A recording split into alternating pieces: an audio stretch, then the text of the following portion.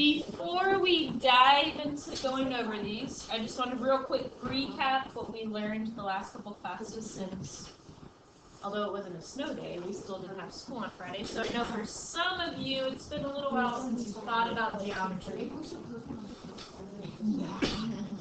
Okay, so the last couple classes we talked about segment lengths and equation of a circle. So I just want to recap this. Obviously you have your homework we'll go over, but I want to make sure we remember how to do this.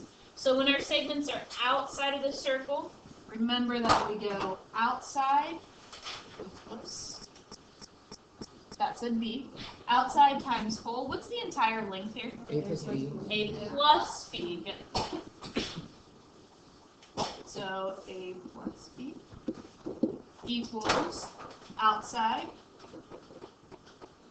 And what's this entire length here? C plus D. It's C plus D. So again, just like I said before, I highly recommend when you encounter segments outside, immediately go ahead and write what that entire length is, so it prompts you to do that for your formula. Alright, when we are inside our circle, we have piece times piece equals piece times piece. Okay, so this is what we learned last class. Outside times whole equals outside times whole. Piece times piece equals piece times piece. Questions on that? For like the homework, when it was like the entire value equals x, so would you just do b times x? Yeah, if they went ahead and gave this whole length here, then you already know what it is. So like I think there might have been one where you had like the whole thing was 17. So then if this is b, then b times 17. They've already given you the full. Other questions on the set for these? So then the previous class we did equation of a circle. So we have our equation of the circle here. And we said that our center was hk. Notice that's x minus h, y minus k. So you can kind of think of the opposite signs for your hk there. And our radius is just r. Okay, so in this problem here, x plus 3 quantity squared, whoops, we're on 1. In this problem, x plus 3 quantity squared plus y minus 4 quantity squared. What is my center going to be? Negative 3, 4. Good. Negative 3, 4. And if it equals 25, what's my radius? 5. Good. Shannon, do you have a question? Not yet. Okay, questions on this? Okay, so that was the equation of circle. Now, we talked about how we can graph this. I'm just going to do a real rough sketch here. So negative 3, 4, 1, 2, 3, 1, 2, 3, 4. That's my center. Make sure you plot your center. Now radius 5. Again, you want to go 5 above, 5 below, 5 to the left, 5 to the right. You would actually count it out and make your circle. So again, when I'm grading your equation of a circle graphed, I expect to see the center and those 4 dots around it. Okay, if it looks like a potato. Questions on that? Okay, and then just real quick to recap. So, wait, I saw you guys yesterday. Oh yeah. Yeah, it's already been 24 hours. Okay, so yesterday we were doing that monster circle problem. And so just to recap some of the stuff within there, if I have an angle inside, who remembers what I do to solve for our x value? William, go ahead and tell us. Wait. No? Samir? You add both arcs and divide. Divide by what? Good. So I add my intersecting arcs and divide by 2. Good. Now don't automatically assume that x is what it's equal to. It's your angle equals the sum of the arcs divided by 2. So if I would have had x on the outside, then I would have had angle equals x plus 70 divided by 2. Okay, once we start moving to angles outside of my circle, you can remember how to go about this one. Okay. X is equal to half times 100 minus 40. Good. 100 minus 40. So when we have angles outside, we go half the difference. Angle inside, half the sum. Questions with that? How about like on those, do you So always show your setup. If you went ahead and like simplified and said, all right, that's 60, just write 1/2 times 60 so I can at least see where your work comes from. So that way if you did something wrong, you can probably get a point from the setup. Other questions with those two? Okay. I think the other thing on our monster circle problem was this type of problem. So remember, our angle has to be made up of two segments. This is not an angle. We can't have part of the circle for my angle. So here, X is talking about this angle measure here. All right, this is one everyone always forgets. So who can remember how we go about this? Faisal? Good.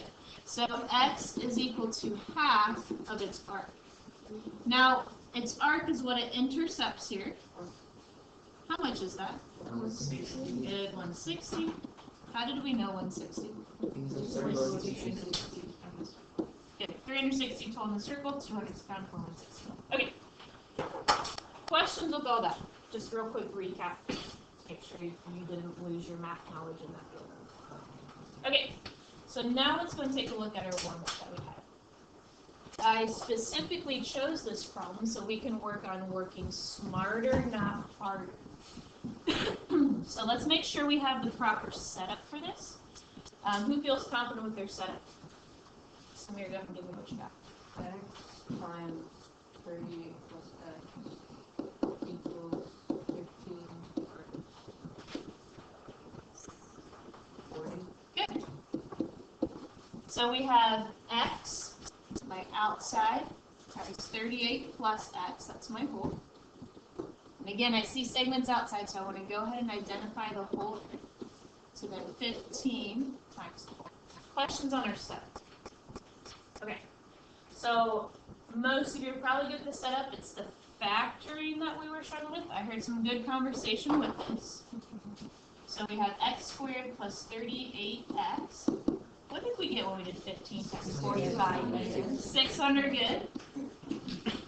So remember, we can think 10 times 40 is 400, 5 times 40 is 200, add that together. So then we're left with this beast to factor.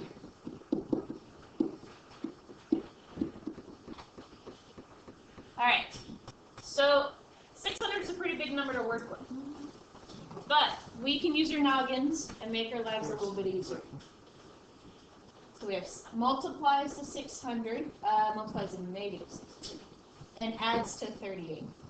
What's the first set of numbers you think of for multiplying to 600? 6 and 100. So most people said 6 and 100 or 60 and 10. Good with that. So I could say 6 and 100. Could also say 60 and 100. Now obviously 6 and 100 is not going to give us 38 very easily, right? 60 and 10 is a little bit closer, but we're still really far off. So let's use this though. I can break these down into their factors and then start pairing up different factors that we have. So I can break 6 down into 2 and 3, and 100 down into 10 and 10. So now I could say, hey, that's the same thing as 20 times 30. Does everyone see what just happened there? Yeah. So I'm breaking down the factors because what I'm saying is 600 is 2 times 3 times 6 times 10. I could break the tens down even more, right? Right now, I'm just trying to get other combinations to check for us. Questions with that? Okay. 20 and 30? Not quite. Let's keep going. So I could break this down into 2 and 5 and regroup that way. But let's try maybe breaking down our 60 and 10. So 60 and 10, we could say 6 and 10. Oh, yeah. And then 10, maybe 2 and 5. Are we okay with that? So let's see, we've got 12 and 50. Yes. All right, I could also, 6 times 5 is 30 and 20. Oh, we got back there again. Once again, I could regroup back up here. I could say 6 times, well, 6 times 10 gives me like 60. I could do 6 times 2 here, and multiply by what's left over. So we've got quite a few options, but breaking down those larger numbers into the factors allows us to kind of regroup our factors to get other sets. Have I found a set of numbers yet that satisfies this? Yeah. Which ones? Alright, but we've got to have one of them negative. Which one? Good. Okay, Questions on that? Alright, so it's just a technique to help you deal with these larger numbers. So I got x minus 12, x plus 50. Raise your hand if you finally got to this point. Good, very good. I heard a lot of 50 getting thrown out there. Good. Alright, so I got x equals 12, x equals negative 50. Can I take both of those answers? No. Ooh, why not? I have a negative length. I can't have a negative length. And x is representing the length all on its own. What if this was x squared? Then could I have that negative? Yeah, because it's a positive distance. Okay, but it's not squared. So what is my answer for this guy? There we go.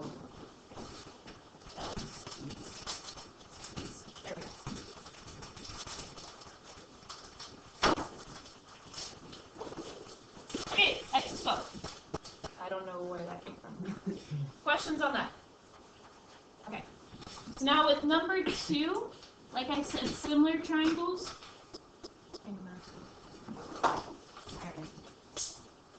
Similar triangles was our key here. Now, some of you guys are asking me good questions. What's the difference between similar and congruent triangles again? It's been a little while since we've done that. Can we say something about the angles of similar triangles? What are the ways to prove similar triangles? So, real quick, turn to your shoulder partner. What is the difference between similar triangles and congruent triangles? Similar triangles, sides are like congruent.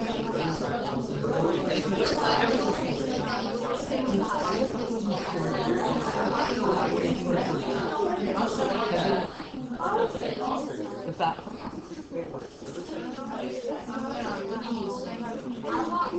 Alright, bring it back up front. Okay, who can tell me the difference between similar and congruent? So like congruent triangles, every congruent triangles is like the same, they have the same size, they're the same shape, they have the same angle measures. Good. With similar triangles, they have like the same angle measures, but they can be different sizes. Very good. So congruent, all of our pieces are congruent. Corresponding pieces are congruent. With similar, we added they can be different sizes. Are my sides congruent, are corresponding sides congruent with similar triangles? No. No. But are my angles congruent? yeah. Yeah. So we still have our corresponding angles congruent, which is why it was advantageous for us to use this here. Taking a look at these, I know we can't trust the picture, but do those look like congruent triangles? No. No, it's possible they might be, but probably not, especially considering that this circle looks a lot bigger than that one, and the radiuses would not be the same. But with similar triangles, that still allows us to get those corresponding angles congruent, and that's what helps us out. Alright. One is this stuff. For sake of time, I'm not going to rewrite it. Okay, so just like it was with our proofs, let's go ahead and translate what we have from our given. So they told us that AE is tangent. What can I say in addition to this? Okay. You can say line JA is perpendicular to line AS, and line BS is perpendicular to line EA. Good. Did you say JA and TA, perhaps? Yes. Okay. So we have JA is perpendicular to TA, or you could even say AE, whichever. And we have the same thing for our other triangles. So we have ES is perpendicular to TE. How do we know that to be true? What was your reason for that on A radius that meets a tangent is perpendicular. Good. We have radiuses and tangents are perpendicular. Could we borrow Noah for numbers? I think we might go to class. Okay. No, we don't have an hour here. I'm not going crazy. Okay. I'm sorry. Sorry you walked away out here. I should have said, yeah, no. Okay, so as Ankit said, radiuses or radii and tangents are perpendicular.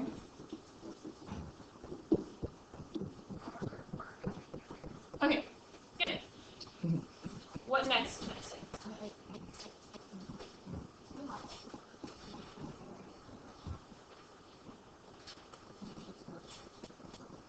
It would be best to say perpendicular first. You could say that angle A and angle E are right angles. Good. Definition of perpendicular lines. Beautiful. Angle E and angle A are right angles. and that is indeed definition of perpendicular lines. Notice perpendicular lines, not just definition of perpendicular. What is perpendicular? Okay, now what should we say? Here. Angle A is angle. Music to my ears. Angle A is congruent to angle E. Check to make sure you have this as part of your proof. Samir, how do I know that they're congruent? Good. Right angle congruence theorem, or you can just say all right angles are congruent. We must have that the angles are congruent in order to proceed, because angle similarity postulate, that two sets of angles are congruent. If you left this out, you haven't stated they're congruent. I know that right angles are congruent. I hope you know that right angles are congruent. But if Joe Schmo comes off the sidewalk and reads this, is he going to know that those right angles are congruent? I know it's logical. Doesn't know. It's true. But does Joe Schmo know? Joe Schmo? Who's Joe Schmo? Some guy on the sidewalk. Alright, so we have one set of angles congruent. What was our next step here? Come on. Good. I lost my vertical angles up there. Sweet. Tell me what it is. A JTA is congruent to ETS. Yes. Alright. JTA and EST. Does that sound right? Yeah. Our vertical angles? I got ETS. It's ETS. ETS. That makes sense. Yeah. Well, T should be in the middle. But otherwise. I mean, like, right angles and vertical. Yeah, these are independent, so you can do them separate. Alright, so vertical angle theory. Also known as Virginia theory. Some questions with that? Yes. When you're doing the angles, so yeah, T has to be in the same spot, but like, do the other points have to be correspond or anything? No, you can say A, T, J, S, T, E, E, T, S, either way, as long as T is in the middle. Good, so we have, sorry, I didn't draw this in here. We have right angles, and we have these guys. Do we agree we can now say the triangles are similar? Yes. Okay.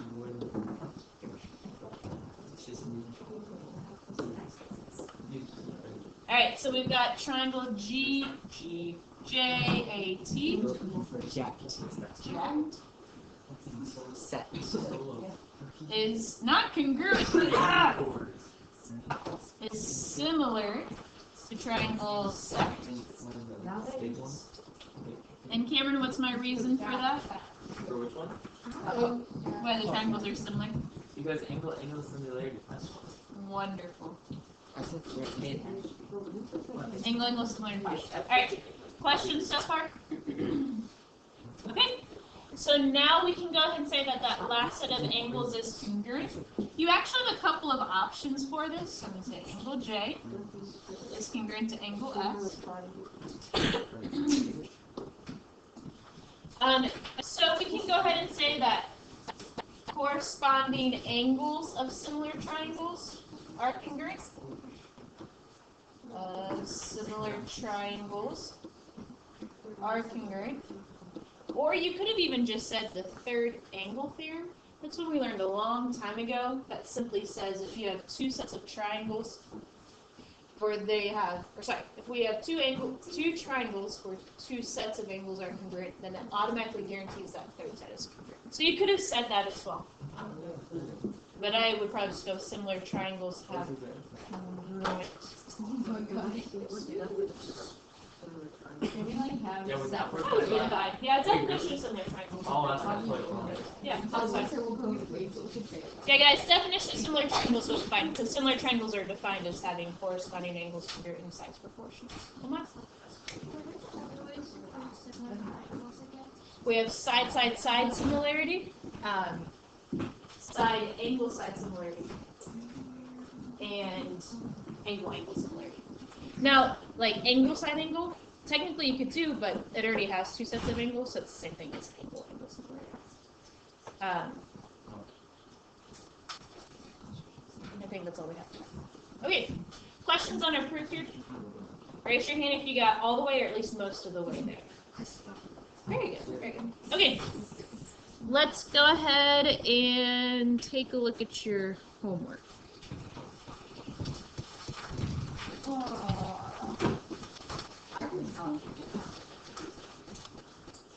Okay, so again, I want you to start working on this. This is the back side of the monster circle problem. And it says each answer is a positive integer. What is an integer? A number. Got a whole number. A whole number. It includes both positive and negative. So a positive integer are only the positive whole numbers. So we should not get an answer of like -7. Likewise, we should not get an answer of like 2√13. Can you just say a whole number? A positive integer would be a whole number not including 0. Not including 0. It's not a natural number. You know, there's actually debate on whether natural numbers include 0 or not. Who's gonna say what whole number and a natural number? That's what's most commonly accepted. Okay, so we should all be working on this fill in the blank. Again, I will leave this up here for those of you that do not have it. You can just write your answers on the back of your assignment sheet. These first few are pretty quick and straightforward. The remainder of them to require a little bit of work. But while you are working on that, I'm going to pass back your quiz 1, and then we'll come together and talk about that. Quiz 1 is